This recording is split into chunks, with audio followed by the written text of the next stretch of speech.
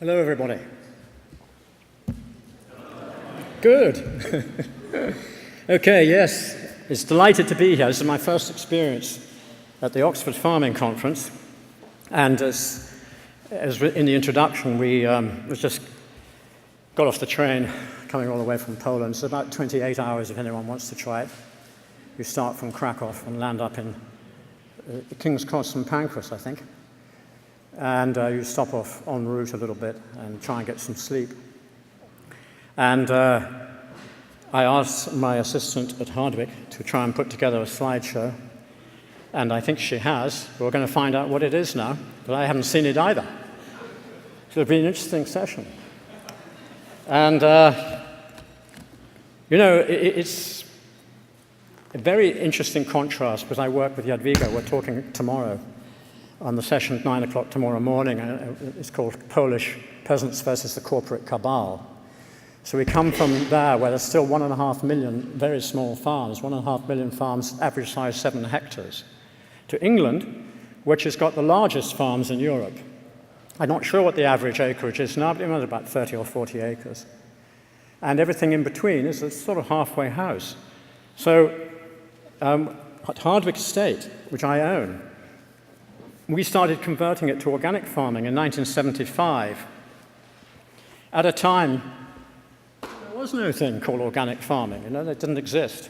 But the Soil Association existed, a very inspirational organization that taught the connection, the vital connection between soil, plant, animal, and man, and also taught that food should be always eaten fresh, local, flavorful, and seasonal, and never in supermarkets. So I tried to follow that route, and in the slideshow, you will see some of the diversification projects that took place. Hardwick Estate is 900 acres, around about 400 hectares, divided almost exactly between forestry and farmland. Commercial forestry managed to stewardship processes and managed on conservation commercial balance, you could say, really. And then the farmland on the Chiltern Hills, very stony, very thin soils, but going down to the River Thames on grade 2, 3, rather good soils.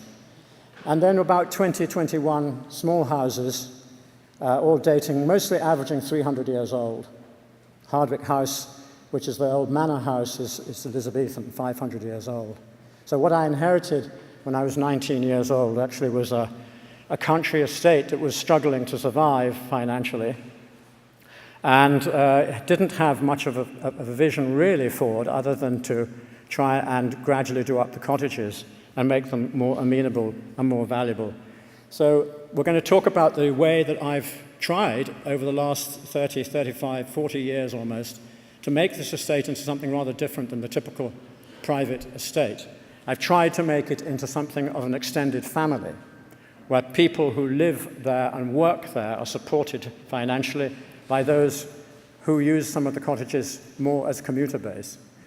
I, as the benign dictator, I hope people think I'm benign, Maybe I'm not always, but I have the ability then to conduct the show, if you like, and decide where the money is going to go, if there is money. And that way we share with other people the overall concerns of running the estate and developing it as an ecological, humanized, and creative type of community. And it's a very, very long-term business. You can't shortcut it. There's a very old oak tree at the top of the farm, which goes back to the time of Charles II, excuse me. He was meant to have played bowls on the green there. Which button do I hit to move on? This one? Now, in the last 7 or 8 years, I've took an area of land out of the farm. Actually, the top end of my farm is very, very poor soils, and it's like old orchards and ex-common land before the Enclosures Act put all the land together and made it private. And that is an area, some of which is almost impossible to farm. So I've always used it for horse grazing. Horse grazing is a profitable business by and large. And so I would certainly suggest to people who are struggling to consider what to do in diversifying the land, to consider horses. South Oxfordshire is sort of horsey culture, you name it. It's the nightmare, really. Far too many. But we decided to take a section of the land that was used for horses and make small holding opportunity for people out of it. And now we have about 10 families running their own little plots. They're more really like large-scale plots of land for growing vegetables, more like you find on the outside of cities, etc. The forest woodland is mostly beech land, beech woods, a classic Chiltern Hill beech forest. Now, these sort of timber is reaching its maturity at around 130 years. They were planted by my ancestors, and they have almost no value at all. And that's a terrible shock to hear this, but it's simply a fact that most beech is being imported from Poland, Russia, France, you name it, and we're swamped in England. All the mills in the Chiltern Hills have gone. When I was a boy, my father, who was very keen on forestry, was really managing the woods for the best possible trees to go into the mills, the sawmills around High Wycombe. We were getting top prices for our forest. All of it now goes for firewood, would you believe? And I do a firewood round within a 10-mile radius of Hardwick Estate. I try and keep everything local. It's very much my philosophy. And I think it's going to hold good for the future in a world which is trading in globalized products and completely destroying itself, as well as the products that it's buying and selling. Another rather beautiful picture of the beech woods. Here you see on the left some of the paddocks being used for horses. The main drive down the estate with trees that were brought in, maple trees from Canada. My ancestors were Scottish-Canadian. My great-grandfather bought Hardwick Estate in 1900. He was known as Mr. Toad because it's Toad Hall, if anyone's ever read Wind in the Willows. And I'm the great-grandson of Mr. Toad. I don't think I look awfully like a toad, but you know, some people may think I do. This is looking back at Hardwick House and on the hills, the Chiltern Hills, and here we have sheep grazing on the farm, which I built up over a period of about 25 years. I've now passed on to another farmer who's continuing very much the same tradition of organic management as I had, arable rotations, fairly long-term grass clover lays, a lot of permanent pasture, a lot of diversity in these pastures. The ones you're looking at now, never been ploughed, never been sprayed. Over 175 different forms of wildflower and medicinal plant in it. You turn your cattle out in there, you make hay from there, you never need a vet. And I experienced that from the beginning of organic farming. If you're doing it well, you never need a vet. Well, you have to, have the spiritual dimension in your farming, otherwise you're not real. So you can see I put on my red jersey to try and attract the bull. But I got all the cows coming instead and joining in. And cows are very good meditators.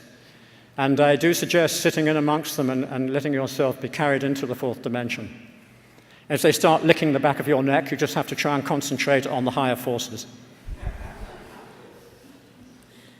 Here's where I talk about firewood. And all that is harvested in the last 2 years ago on the estate. We try and always harvest 2 years ahead of sales because you have to air dry your wood to be in a saleable condition. A lot of people try and sell beech logs not quite right, and they clog up chimneys and they foul up the boiler systems and the stoves, etc. So we try and do it properly, and we have got a good reputation. And this is, looking at that stack is about maybe a year and a half worth of sales of timber in the next coming years. That's me walking with my 2 bags of veggie boxes through the market garden. The Hardwick Market Garden is also organic. It's a 2-acre walled market garden, and there are 20 acres of field vegetables that go with it. It's run by a well-known family in the organic movement called the Tolhurst family. Some people will know him as Tolly. And he's a very good grower. He's also a very good builder. They employ already about 2 or 3 people there, and they have students who I provide some residential possibilities for, who also help in the market garden, in the field vegetables, and they learn the skills involved in organic growing. Incidentally, Tolhurst Organics provides Oxford with boxes. So, Oxford region people, well, you know who that is. And that's my standing in front of my GMO-free zone sign. Now, I do urge farmers to put up a sign like this on their gate. I mean, it may be apparent to you that your crops or nothing on your farm is genetically modified. But to the ordinary member of the public, they don't necessarily know it. So I make a big point of demonstrating that I'm GMO-free, because our work in Poland was, as we'll talk about tomorrow, was that we managed to get the whole country of Poland to be GMO-free, but I never thought of putting up a sign on my own farm. It's bizarre, really. So when I came back, I got made a sign, and we put this sign up. And of course, GMO is a complete nightmare to anybody that wants to farm sustainably, organically, diversively, and any long-term view of the future cannot include genetically modified food. Well, that was in the days when I was doing my unpasteurized milk and cream round, and actually in 1989, the government tried to ban this product, and I was caught unawares until I saw a headline in the paper saying they're going to ban it because of listeria in some cheese from Switzerland. And we fought a very successful campaign to keep unpasteurized milk available for the public, for farmers and the public alike, in England. And it was very dramatic. I haven't got time to talk about it, but in 3 months we had it wrapped up, and the government fell back. Even Mrs. Thatcher herself wrote a letter saying she had some sympathy for my views about employing people in the countryside to produce quality foods and not importing stuff from all over the world that was lacking that. And we got the royal family on our side and things like that. So, and the media loved this story. So I posed like this on a number of occasions. It says the organic baronet underneath it. And I'm just making a point, really, you know, with the wine glass and these beautiful Guernsey cows, that is what quality is about. That's what food quality is really about. It's a sensual issue. You know, it's about taste, it's about flavor, it's about passion for food. It's not really only about business and making money, although you've got to try and do it. And they often clash. We let another area, we used to have a very successful farm shop, but unfortunately for various reasons, we couldn't maintain it. And I subsequently rented out the farm shop to an organization called Path Hill Outdoors, who take in socially immature children who are having real trouble at school and things like that, and they teach them various skills in the forest. And they've built up nice teepees for themselves, and they cook there, and they make fire with sticks, and they come out of it after a few months completely changed people. And they then become leaders of other groups that come. It's very connected to the cow farming we were watching.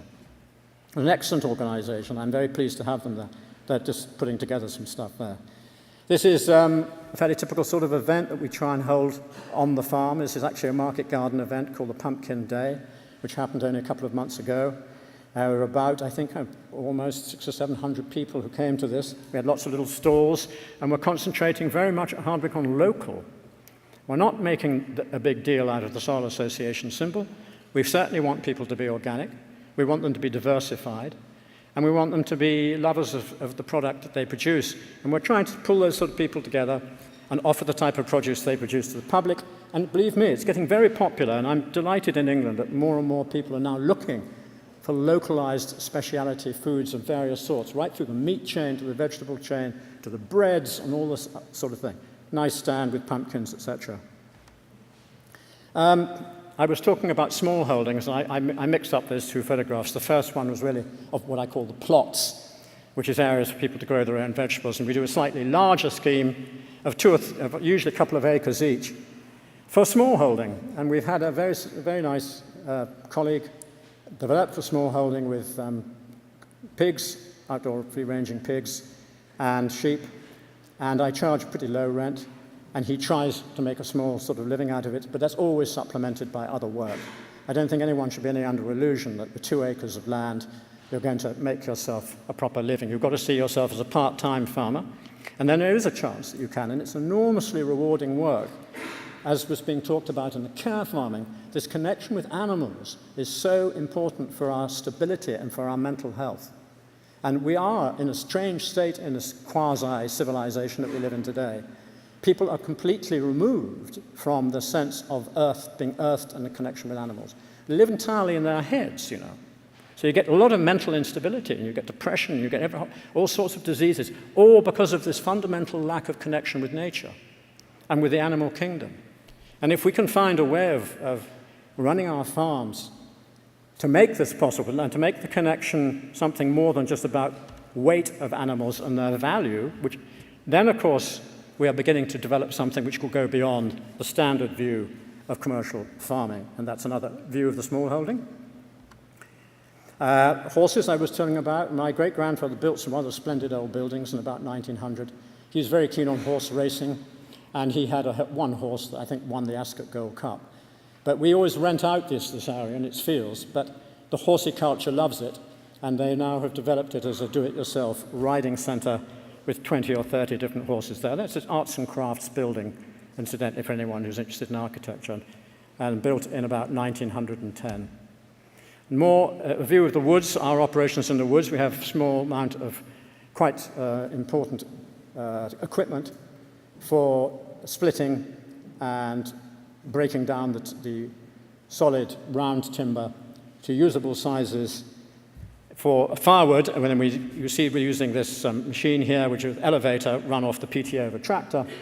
We then drop it into the back of a small truck, and that's how we deliver our firewood throughout the winter.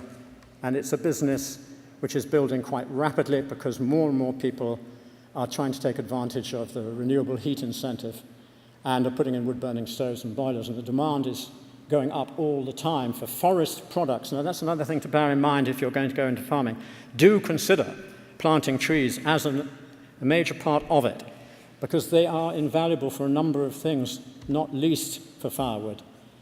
That's a view on the market garden. These are polytunnels that the Tolhurst family have erected over the years, and he manages to grow crops even throughout the winter, rocket and salad crops like this.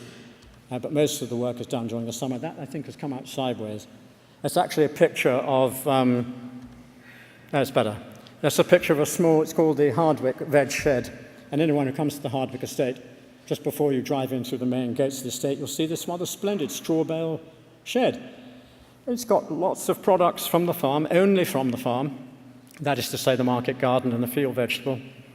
And the products are priced and as an honesty box. So actually, it doesn't attended by anybody. People drop their money into the honesty box.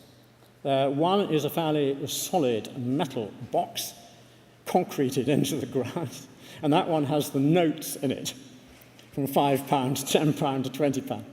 And the other one is a small tin only, with a slit in the top, and that's for the small change.